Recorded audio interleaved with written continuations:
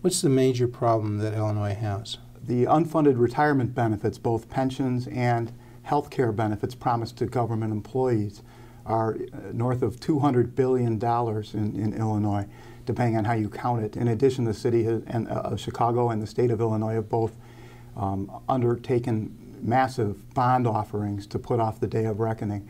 And today we have north of $50,000 per taxpayer for an Illinois resident, and for the city of Chicago. Anybody that lives in the city of Chicago is not only a Chicago taxpayer, they're also a state of Illinois taxpayer, and for those folks, they're looking at roughly $45,000 worth of debt for past government services on top of the $50,000 they're also facing as state of Illinois residents. So it's almost $100K. Or higher. Because the Illinois Policy Institute contends currently and in the past, I believe they contend, and probably wirepoints.com, they would contend, these benefits were higher than the market amount. So when people say they deserve it, well, if somebody gave them more than the market would have given them, I'll stop right there. Do you think that's accurate? Do these pension beneficiaries have something coming to them that's above what the market would have been?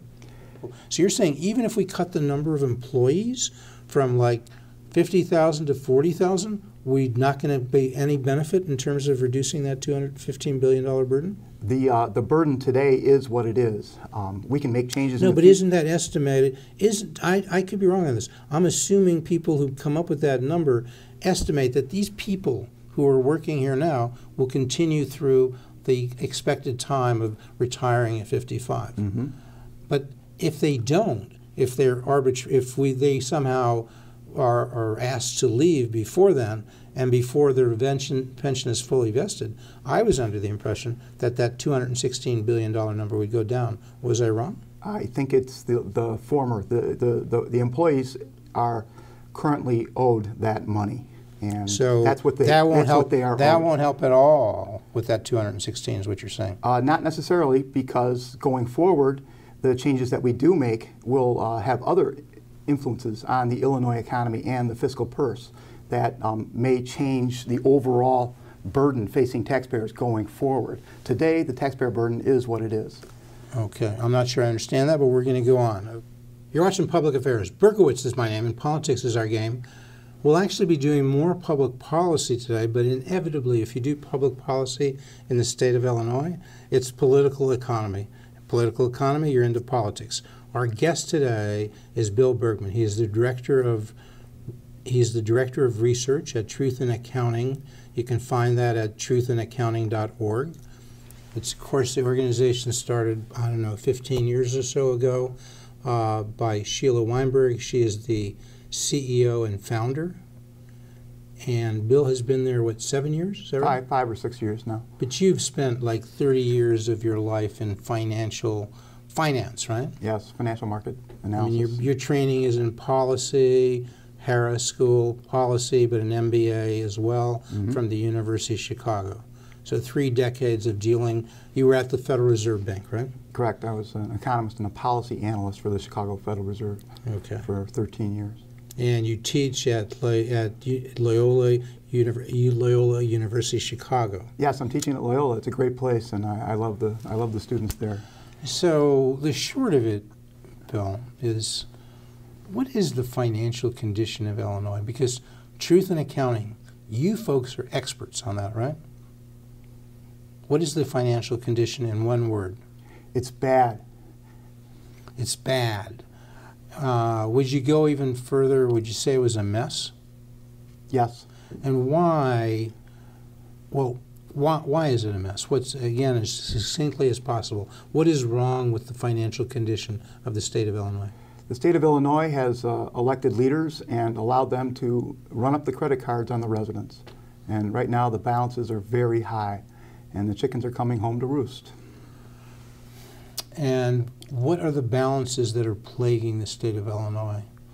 Is there a lot of debt? Is there a lot of pension debt? What is it? What's the major problem that Illinois has? The unfunded retirement benefits, both pensions and health care benefits promised to government employees, are north of $200 billion in Illinois, depending on how you count it. In addition, the city of Chicago and the state of Illinois have both undertaken massive bond offerings to put off the day of reckoning.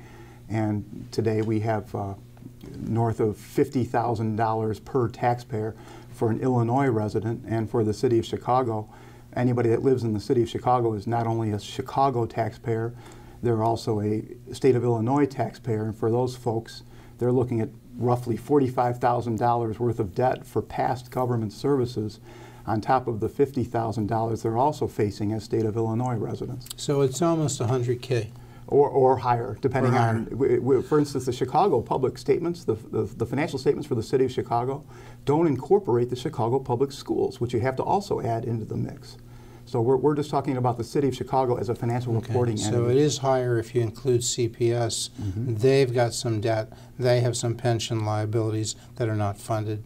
So it's a conservative estimate when we say 95 to 100K per person. Yes, in part because we also take their discount rates at face value. Many people believe that the state and local governments are using arbitrarily high discount rates that make the problem look even better than it is. As bad as it looks, it could be much worse than. So in a nutshell, what's the, would you say, you said the main thing we owe, the main part of the burden are unfunded future pension benefits and unfunded future retirement health care benefits, right? That's correct. For state employees and who else? And for, well, the city employees as well. For the city employees, but if we just look at the state, if we talk about that problem being $130 billion, which people in the state would say, because they assume, the people who say that assume that their assets, when they've taken this money, and they do have assets, they can earn something like 7%, which is an historical rate of return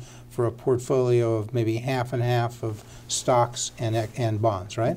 Or more on the stocks. In more fact, on the, maybe it's 70-30. That's part of our problem, the risk that we're facing as taxpayers supporting the system. So they're saying, those people who say $130 billion for the state, they're assuming they're investing 70% of their portfolio in stocks, 30% in bonds, and historically they would argue over the long haul, you make 7%. 7%. Whether that, and you're saying, when you say take the number of like 216, you're using 4%, or not? In fact, no. We take their numbers and their discount rates at face value. 7%? And we use. So how do you get? Why do you get to 216 and they get to 130? Well, they may get to 130, but we add the retirement health care. And I say they may not be adding retirement health care in the 130. In fact, they on the face of their balance sheet, no, they don't yet.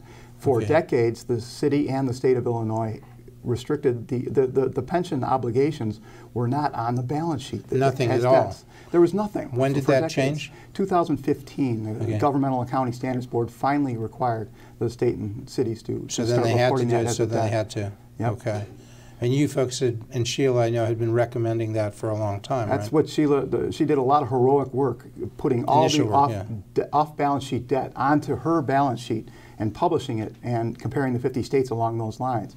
When you compare Illinois, everybody has a problem in this area, but Illinois has one of the worst. Illinois is among the. So if we took that and we took what I said, and I was assuming something that was not in evidence, as the lawyers say.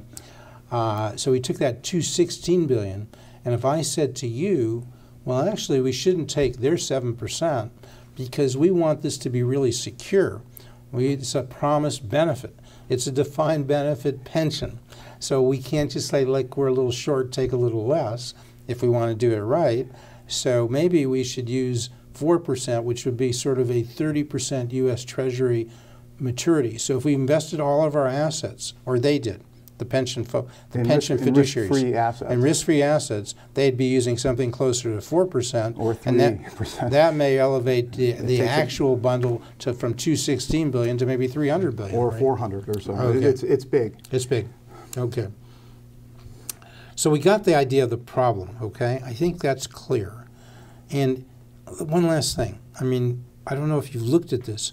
Were these pension benefits that were paid out, and we're talking, when we say state, we're talking state employees, we're talking higher education for the public university employees, professors and others who work at those universities, those community colleges. We're talking University of Illinois, we're talking Northeastern Illinois, we're talking community college, the whole schmear of higher education within the state of Illinois. As well as elementary education teachers. K through 12, Yep. for all teachers and other public school employees other than Chicago. They're separate, right? That's correct. Okay. So these are the people who are most affected by these pension benefits in terms of beneficiaries. I've heard the number 3%. Were they roughly, those people, it sounds like a lot, but is that roughly just 3% of the Illinois population, do you know? That sounds reasonable. Sounds reasonable. Yes.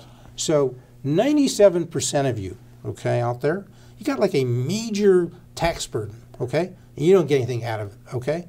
This money's not going to come to you. You can say you or somebody got services in the past and maybe this was warranted. So just stop right there. Were these benefits, because the Illinois Policy Institute contends currently and in the past, I believe they contend, and probably wirepoints.com, they would contend, these benefits were higher than the market amount. So when people say they deserve it, well, if somebody gave them more than the market would have given them, I'll stop right there. Do you think that's accurate? Do these pension beneficiaries have something coming to them that's above what the market would have been?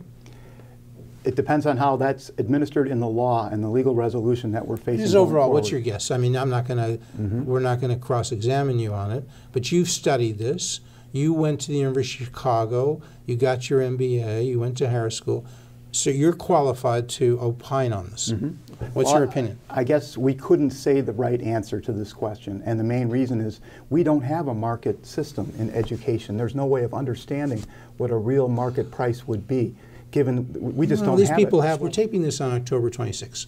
We're hoping this airs at least a day before in the city of Chicago on November 5th, so the election is November 6th. So we're thinking people are choosing between a variety of people, the major parties. There may be some minor party choices for governor. And we're thinking, as you're getting ready to vote and watching this show, what is J.B. Pritzker's approach to fixing this pension problem? Because that's basically what it is, a pension problem, being blunt. And what is Bruce Rauner's approach to fixing the pension problem? And I don't know, is there a Libertarian on the candidate? Yes, there is. Okay, so what's the Libertarian Party's approach, or candidate's approach? Is there anybody else I'm leaving out? There's one more person running, yes. Okay, so that fourth choice, whatever. But so let's help people, Bill, because like what are the ranges of choices? I'm not, and then we'll get to what maybe Pritzker and Rauner are saying, but what are the ranges of solutions? Because you're a think tank guy, and you're like nonpartisan, right? You're a 501c3. You don't have a horse in this race in terms of favoring one person, but you might have a view as to what the potential solutions are and which ones might be better. So rattle off as many potential solutions to this $200 billion to $300 billion problem that we have in terms of dealing with these unfunded pension liabilities. I'll give you three. We can raise taxes. Unfortunately, Illinois is at a point in time where raising tax rates isn't necessarily going to raise tax revenues. People are fleeing the state. It's not in droves, but it's moving in that direction. Illinois is leading the nation in outmigration in recent years, along with Connecticut, a similarly... 4 years in a row with a decline in population, right? Yes, and for instance, the United Van Lines produces a migration survey every year, and Illinois ranks last or second to last in out-migration in terms of people leaving the state. And it's not just the 4 years, because the census and the apportionment of our congressional Illinois team went from 20 Congress people in 2000 to 18 in 2010. So we're losing, even if population went up in some of those years, we're losing population relative to the other states, and it's projected that in 2020 the apportionment in terms of U.S. representatives for Illinois will go from 18 to 16. And raising taxes on the existing base of residents may just accelerate that problem. Because as you raise taxes, what happens? Tax revenue can go up unless people don't want to pay that and they leave the state. a great book written about 2 decades ago. Albert O. Hirschman wrote this book, Exit, Voice, and Loyalty. What do you do when faced with declining organizations? You can raise your voice and try to change and fix the system, or you can finally just get so fed up and leave the organization. And in Illinois, more people are choosing that latter option, which isn't a way to be confident in tax revenue. We may not want to raise taxes a lot more. So what else could we do to deal with this $200 to $300 billion problem in terms of we got to come up with that much money if we want to pay everything to people who are owed this, okay?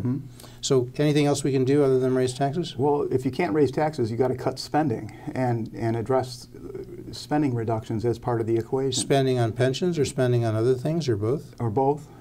But you know, the Constitution in Illinois says what? You can't pensions? Reduce the compensation for the... So you'd have to amend the Constitution, and that might only be going forward. It may not deal with a lot of the problems in the past. So what else could we do with the state of Illinois' problem? More people are thinking about and addressing the possibility of extraordinary bankruptcy-like resolutions as a means of fixing the problem. And they can't, the state doesn't have that power now, but it could lobby the U.S. government to give all of the states, not just Illinois, the right to file for bankruptcy. Doesn't mean they can declare it. Presumably it would be like the private sector. A company can't just go in and say, I'm bankrupt. They have to go to the federal court, bankruptcy court, have to file, and the judge decides whether they qualify for bankruptcy, right? That's correct. They're insolvent. Their assets less than liabilities. Basically, their revenue is less than their expenses, basically. It's a little more complicated, but that's the Berkowitz bankruptcy primer in, 2 sentences. Right? Does that sound right? That sounds... pretty close? Yep. Okay. So you can do that. You can gather everybody around the table and say, you unions, you don't want to compromise because you say you got the Illinois law on your side and the Constitution, but you know what? If we lobby and we go to the federal government and they then give us the power to declare bankruptcy, and we do, well, do you want us to do all that, or would you like to come to a table like I'm sitting here with Bill, we could have a few more people at the table, we could have the bondholders there, we could have the fiduciaries who represent the people who are owed pensions, we could have the current people who are more interested in the current spending on education, because if you put more into pensions, less available for current spending. The people who talk about human services. In other words, all of the stakeholders around the table, they may have to agree, okay, the bondholders give up some of their rights to this because they're not sure they'll get it. The pensioners give up some of their rights to education. That would be an approach, right? It's going to have to take an approach like that, getting all the parties to the table and everybody has to pitch in. And it's not going to be easy. Okay. And if not, or if we amend the Constitution, eventually we could do things like cut the cost of living adjustment, cut the retirement age, cut the benefits. Without even amending the Constitution, we can do things that would cut into at least that $200 to $300 billion burden. What could we do that would actually decrease that amount? Constitutionally, we can do things, right?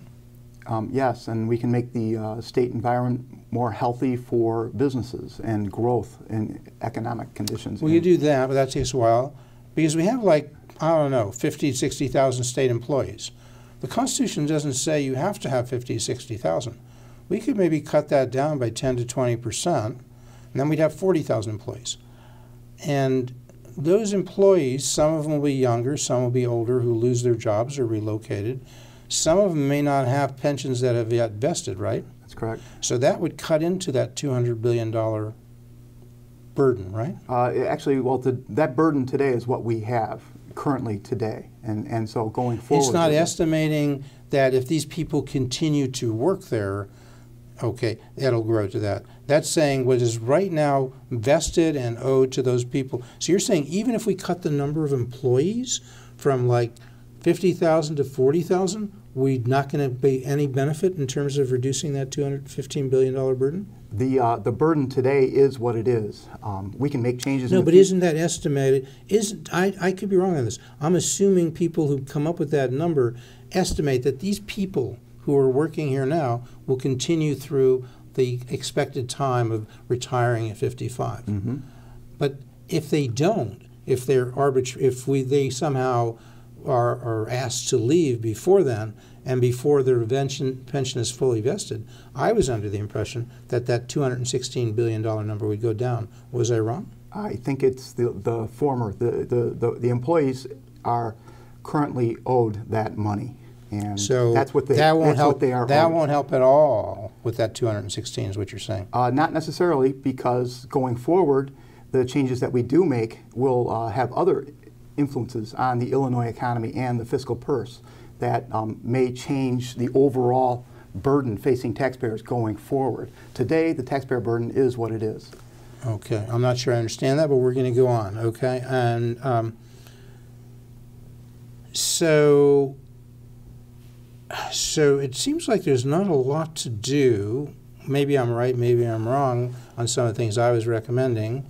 But the overall thing, it sounds like the best bet is to lobby for the feds to give the state of Illinois and other states the right to declare bankruptcy as a way of inducing or stimulating everybody voluntarily coming around the table, right? I think that would be a possible future outcome that would be helpful. Okay. And if they didn't come around the table, then you go to bankruptcy, and then they're forced, if you can get the court to agree, they're forced to give up some benefits. So people looking at this, if we're doing it in the city and you're watching on November 5th, tomorrow is the election. It's Pritzker, the Democrat. It's Rauner, the Republican, okay? And if you're looking at the suburbs, it's the same thing. If you're looking at a Rockford, if you're looking at Aurora, and we've gotten all these people to air, I don't know. What do you think? You think there's a difference between Rauner and Pritzker as to how they would handle this pension crisis? I think there is. What's the difference? I think the latter would be more inclined to promote the interests of the unions, and the former, who's the latter? The latter would be Pritzker. So Pritzker, and he's tied to Madigan, they're more tied to the unions, and Rauner less so, right? That's correct. He's more willing to take on the unions. I think Some people even say he's anti-union, right? He's been fighting with AFSCME, the American Federation of State and County Municipal Employees, for all 4 years. And they kind of won, because the theory is people said they've stalled, and the contract that he was seeking to modify won't get modified, and if Pritzker comes in and replaces Rauner, Pritzker's more likely to go along with what AFSCME wants, right? That seems accurate. Pritzker says he wants a progressive income tax, and that factors in here because that rate, and he's saying there are various things he wants to do in addition to addressing pensions. So the folks at wirepoints.com, as of this date, October 26, have posted an article where they say taking what they can guess from Pritzker as to what he says he wants to do and working with the numbers, they say he would need to do all these things to address pensions and other things he wants to spend more money on, education and so forth, raise the budget from $38 billion to maybe something more like $10 to $18 billion more, possibly a 50% increase. And the folks at wirepoints.com, have you seen this yet? I've seen their work, yes. Okay, so you see the specific analysis is that people earning less than $50,000 would get virtually no increase in the income tax rate, which is 5% now. But at WirePoints, they say people earning $50,000 to $75,000, their income tax rate would go to 8.5 from 5%. That's a big deal. $75,000 to $150,000, it would go to 9%. $150,000 to $250,000, 10.5%. Over $250,000 goes to 11%. I asked Pritzker this at a press conference a few weeks ago. He said, you know, Jeff, and we know each other. He says, Jeff, he says, I'm not saying what it will be because I'm going to have to negotiate that with the General Assembly. But somehow, the folks at WirePoints, they got a crystal ball, and you know, and whoever wins, I hope Browner or Pritzker come on the show clarified. I'm saying this is WirePoint's analysis projection of JB. The main point is, this is what it looks like if you're trying to satisfy this problem with much higher taxes. And if you don't do the progressive income tax, you know finance, what else could they do? The other taxes they could use? There are property taxes. In fact, there's a proposal out there to raise the property tax permanently. And lower the income taxes. It used to be known as a tax swap, right? What else anybody else they could tax? Sales taxes could go up. There's other informal ways of, and in fact, one thing to consider in Illinois is moving towards a more consumption-based tax system, along with the property tax, and don't rely on the income taxes. But the Democrats don't like that because they say that would be regressive, right? Mm-hmm. Well, these are all different options that people think about. With the Democrats, people when they vote on the 6th, remember, it's not just the governor's race, okay? I mean, it's like the state house, which currently has the Democrats with the majority of 67-51, and the Senate has a majority, supermajority of 39-20. So really, the Democrats are in control. I mean, Rauner was criticized when he said, "Hey, I'm not in control." It's kind of right. I mean, you know political economy. So in Illinois, who runs things? The powers that be, speaking broadly. I don't want to talk about Democrats or Republicans or as a general rule. You know the Democrats have the majority. Jeff. Okay, sir. As a general rule, the Illinois government has lost the confidence of its residents. Illinois ranks last in the nation in trust in state government. It pox on all their houses. We need to take control of our government back for the people in Illinois. How do we do that? Through the voting booth, and in the long run for... So that's what I'm saying. When people vote on November 6th, I'm not telling them how to vote. We don't take a position here. I'm a journalist. But they should know, in addition to the governor's race, whether the state house stays with their current, not super majority, but large majority of 67 Democrats, 51 Republicans. That has an influence on tax policy. And the Senate stays 39 Democrats to 20 Republicans, has an influence. And if you keep those numbers, and the Democrats tend to favor higher taxes, you pass that legislation, it goes to the governor, who Rauner could veto it. Well, if the governor's Pritzker, he's unlikely to veto it. So people have to start thinking, do they need to change the composition of the state house, their state reps, of the state senate, their state senators, and the governor? Because to do what you're talking about, to change things, don't you have to do that? Illinois' government has been bankrupted by both major political parties in Illinois. Both parties have played a role in this. You can make an argument that the Republicans didn't tax us enough because they were working in a system that provided all these benefits and didn't charge it, and they ran up the credit cards. And both parties have gotten us to where we are.